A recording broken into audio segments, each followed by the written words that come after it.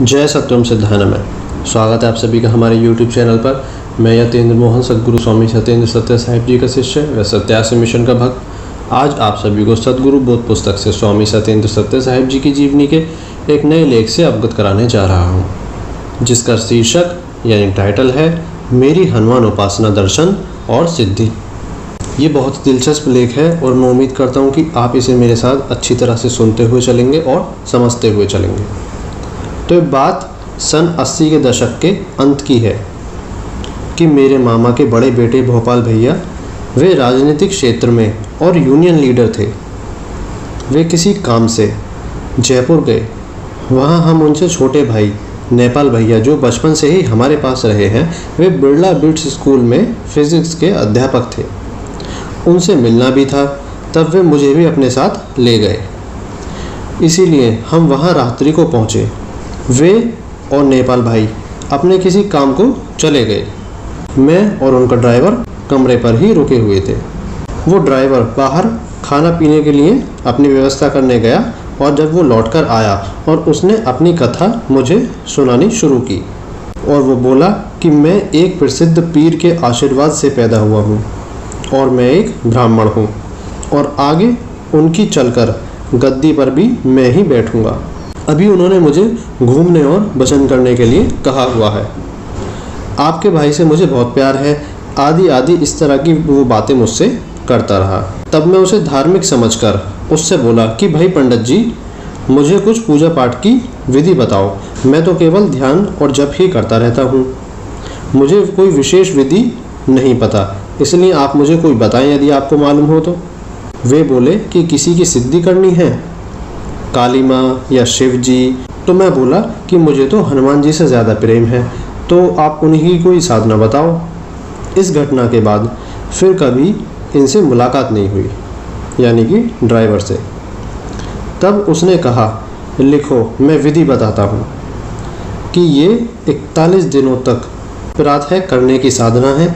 इसमें तुम पहले 2 फूल वाली लौंग के जोड़ों के हिसाब से एक डिब्बी में लौंग इकट्ठी कर लेना ताकि साधना नहीं टूटे, और एक डिब्बी अलग खाली रख लेना जिसमें ज्योत पर लौंग की भेंट चढ़ाकर उसे उसमें रखते जाना और अंत में इन सब लौंगों को बहते हुए पानी में डालाना। इसीलिए नित्य 2 लौंग ली, उस पर जरा सा दूध कैसा भी हो लगा लेना और फिर थोड़ा सा मीठा गुड़ या चीनी के दाने दूध की बूंद से चिपक जाएंगे। अब सामने ज्योत जलाकर उसकी जलती लौ में लौंग को जरा सा निम्न मंत्र 11 बार बोलकर फिर जलाना और इस लौंग को खाली डिब्बी में रखते जाना। साथ ही पूर्व दिशा की ओर मुख करके बैठना। अब केवल 7 बार हनुमान चालीसा पढ़ना और इष्ट को नमन कर पूजा समाप्त। बाकी करते जाओगे, हनुमान जी की कृपा होती रहेगी। मैं उन दिनों खेती करता था, इसीलिए गांव आना जाना लगा रहता था। चूँकि ये लगभग फरवरी की बात है, तो तभी खेतों में पानी लगाया था, इसीलिए इतना निर्विघ्न समय मिला कि मैंने कभी ज्योत आदि जलाई नहीं, बस जप ध्यान ही करता रहता था। और मेरी माता जी भी प्रातः साय केवल घी की ज्योत पूजा घर में जला देने वाली थी। बाकी कोई यज्ञ अनुष्ठान आदि कभी हमारे घर में नहीं हुआ, इसीलिए इस विषय में कोई जानकारी भी नहीं थी। तब मैंने अपने प्लॉट में रहने वाले बिहारियों के यहाँ से मिट्टी के तेल की छोटे साइज की डिबरी मंगवाई कि वह मेरी ज्योत जलाने के काम आएगी। जितनी देर जलनी है उतनी देर जलाओ और बाद में उसे कहाँ जलती छोड़ूं, इसीलिए पूजा के बाद तुरंत उसे उठाकर रख दूंगा। और उसकी कांच की चिमनी हटा उन्हें वापस कर दी। चिमनी रखने के कांटे पर मैंने एक हनुमान जी के स्टील का बना छोटा सा लॉकेट धागे में बांधकर लटका दिया और एक चवन्नी भी दक्षिणा में रख दी। ये सब मैंने अपने पढ़ने की बड़ी मेज पर एक साइड में रख दिया कि यहीं आकर पूजा करूंगा। अब प्रातः कसरत करता और स्नान करता हुआ सामान्य वस्त्रों में यानी नेकर बलियान में आता और 2 लौंग घर में रखे दूध के बर्तन में डुबोता और एक डिब्बे में रखी चीनी में उसे लगाकर उस चीनी के कुछ कण चिपक जाते और मेज पर आकर उस मिट्टी के तेल की डिबरी को जलाता और उसकी जलती ज्योत में उस लौंग के अग्र भाग के फूल को थोड़ा जलाता हुआ उपरोक्त बताया मंत्र ओम भगवते नारायण मनसा देवी अपने भक्त की कर मनसा पूरी को 11 बार जपता और लौंग को खाली डिब्बी में बंद कर देता। तब सामने पूरब की ओर मुख कर कुर्सी पर बैठकर उसी पर आलती पालती ठीक से नहीं लगती थी, इसीलिए चारों ओर से घुटनों को घेरता हुआ दोनों हाथ जोड़ता हुआ बैठ जाता था और एक बार जलती ज्योत को देखकर फिर स्टील के सफ़ेद रंग के हनुमान जी को देखता और आंखें बंद करके तेजी से 7 बार हनुमान चालीसा पढ़ता जाता था। उस समय मन की आंखों से हनुमान जी के अंग अंग में ज्योति को घुमाता हुआ चालीसा पढ़ता था।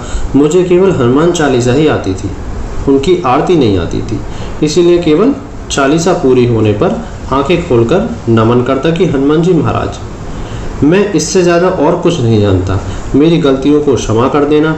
यदि दर्शन देने हो तो ठीक है, अन्यथा हाथ पैर तो नहीं तोड़ना। इस बात को लेकर कि यदि तुझे पूजा करनी नहीं आती है तो क्यों कर रहा है, और बस डिबरी की ज्योत को उसकी बंद करने की चक्री से घुमाकर बंद कर देता और उस डिबरी को एक साइड के कोने में रख देता। मेरी पूजा समाप्त। बाकी दिन कोई चालीसा नहीं, बस रात्रि को ध्यान ही करता था। मुझे एक श्लोक दुर्गा सप्तशती का मेरे बिजली से पकड़ने और बारूद से जलने की घटना, जिसका लेख पहले भी पढ़ा जा चुका है, यदि आपने नहीं सुना है तो आप प्लेलिस्ट में जाकर देख सकते हैं और सुन सकते हैं। वो भी सत्य साहिब जी की जीवन की एक दुर्घटना से संबंधित है। बारूद से जलने की घटना के उपरांत मेरे छोटे भाई संजय के मित्र ने कह दिया था कि भैया सर्व बाधा को जपते रहा करो। मैं उसी को जपता था और मेरे छोटे भाई अंजय को भी ये मंत्र जपने से इतना सिद्ध हो गया कि जिसकी कथा मैं फिर कहूँगा। अब 41 दिन हो गए, मुझे कोई दर्शन स्फुरण आदि नहीं महसूस हुआ। तब मैंने विचार किया कि अरे चलो, जब तक चलती है चलती रहेगी, बाकी जब छूटेगी तो छूट जाएगी। बस 45वां दिन ही था कि प्रातः में कसरत कर स्नान कर पूजा समाप्त करके अंधेरा होने पर आलस में अपने तख्त पर सीधा लेट के चिंतन में आंखें बंद कर लेटा हुआ था कि मुझे अचानक वह स्टील के आकार के हनुमान जी के अंग अंग में जलती ज्योत का स्पष्ट चित्रण दिखा और कुछ समझता तभी अचानक मुझे हनुमान जी का केवल चेहरा स्पष्ट दर्शन हुआ। उनकी भयंकर आलोकित सुनहरे तेज से प्रज्वलित आंखें मुझे देखती हैं, बिल्कुल मेरे कुछ ही दूर पर दर्शन हुआ।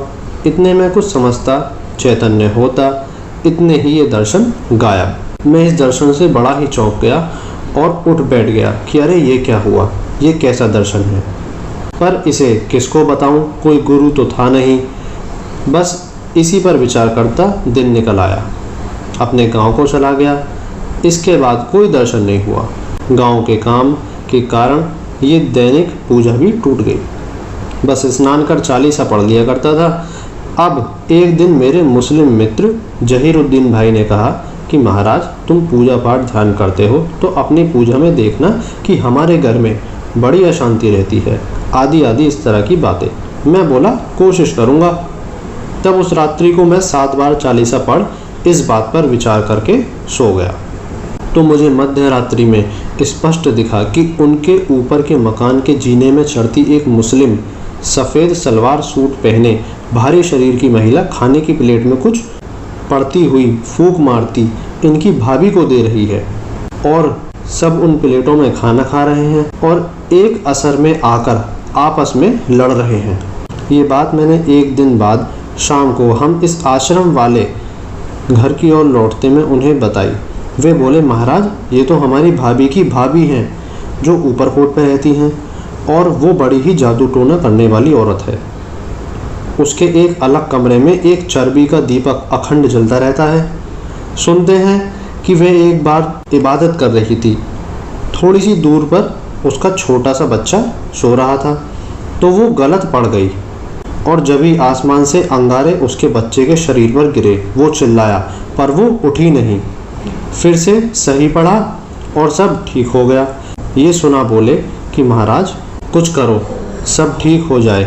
मैं ये सुन कुछ डरा सा हुआ। तब मैंने कचहरी के चौराहे पर छोड़कर लौट रहा था। अंधेरा था, ये भय की अनुभूति हुई। भाई मैंने तो ऐसा कोई चमत्कार नहीं देखा, अब ऐसा ना हो कि तुम्हारी ही टांग उल्टी हो जाए। तब मुझे अंदर से लगा जैसे कोई हंसा और बोला, बस डर गए? अरे मेरे रहते किसी से डरने की आवश्यकता नहीं है। पता नहीं कौन था, अंदर हनुमान जी या मेरी आत्मा थी। बस मेरा डर अब यहीं पर समाप्त हो गया। रात को सोते हुए ही 7 बार चालीसा पढ़ी और सो गया, कुछ नहीं दिखा। अब बात आई गई सी हो गई। तब एक दिन जहीर भाई की दुकान पर स्कूटर ठीक कराने गया। यानी सत्य साहिब जी। तब वे बोले, महाराज तुमने ऐसा क्या किया कि अगले दिन ही भाभी की भाभी भागी हुई आई। मेरी बहन ने सुना था कि बोली, अब तेरे लिए नहीं करूँगी, मेरा तो चिराग ही बुझते बुझते रह गया। किसी ने तुम्हारी तरफ से बड़ा जादू किया है। और चली गई। तब से घर में शांति है। मैं ये सुन अचंभित रह गया कि ये क्या हुआ, और मेरा साहस बढ़ने लगा। यहाँ से मेरी और इससे भी अद्भुत दर्शनों की कथाएं प्रारंभ होती हैं, जिन्हें समय समय पर कहता रहूँगा। बाद के वर्षों में मेरे पूर्वज अनेक भक्त जो आज प्रतिष्ठित हनुमान जी की गद्दी और अन्य देवी देव के पीठाधीश्वर बन अपना स्वतंत्र दरबार चला रहे हैं, उन्हें इस उपरोक्त बताई इस विधि से करते हुए उन्हें अपनी योग्यता अनुसार दर्शन लाभ, कुछ सिद्धि हुई, औरों को भी अनेकों को भी लाभ हुआ। ये मेरे किसी कार्य की नहीं है, क्योंकि आत्म साक्षात्कार होने पर ये सब समझ आता है कि ये सब मेरी ही पूर्व जन्म सिद्धियाँ थी, जो आगामी वर्तमान जन्म में यहीं तक रहीं। ये देवी देवताओं आदि की भी अन्य सभी सिद्धियाँ आगे चलकर सिद्ध सिद्ध महामंत्र की नींव बनी, इसीलिए वर्तमान भक्तों के ज्ञान को दी हुई हैं। जिन्हें गुरु मंत्र और दीक्षा है, उन्हें गुरु मंत्र के विधिवत जप से सर्व सिद्धियाँ समय अनुसार उपलब्ध होंगी। और आगे चलकर यही विधि मैंने अंतः प्रेरणा से अपने सिद्ध सिद्ध महामंत्र सत्यम सिद्धान्वय मंत्र को जपते हुए लोगों से भक्तों को कराई, उन्हें लाभ हुआ। बस यहाँ देवी मंत्र के स्थान पर ओम श्री गुरुवाय नमः अपने भक्तों की कर मनसा पूरी के 11 बार जाप करते ज्योत पर बाकी सारी पूर्व लिखी विधि से करने को बताई। भक्तों को लाभ और अनुभव हुए, जिन्हें देख ये पता चला कि ये सब गुरु कथन आज्ञा में श्रद्धा रख करने का ही प्रतीक है। जैसे गुरु कहे वैसा करने से शिष्य का अवश्य ही कल्याण होता है।